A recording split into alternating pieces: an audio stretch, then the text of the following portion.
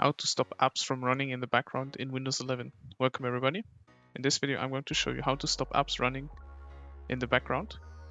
And in order to do that, we'll start off by clicking the search icon and searching for settings, which will get us the best match of the settings app.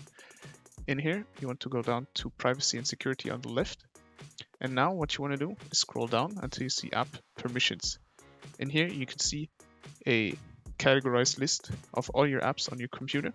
And in order to stop these apps from running in the background, let's say the camera icon. As you can see, these are all the programs that could use my camera.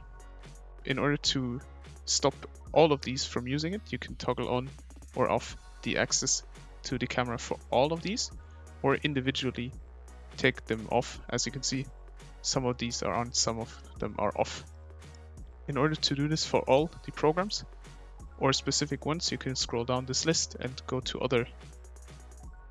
As you can see, categories, for example, messaging. There's only one on here, so we can toggle this off for everything. Now, that way we stopped apps from running in the background in Windows 11. I hope this video could help you out. If it did, please leave a like. If you have any questions, leave them in the comments below and subscribe.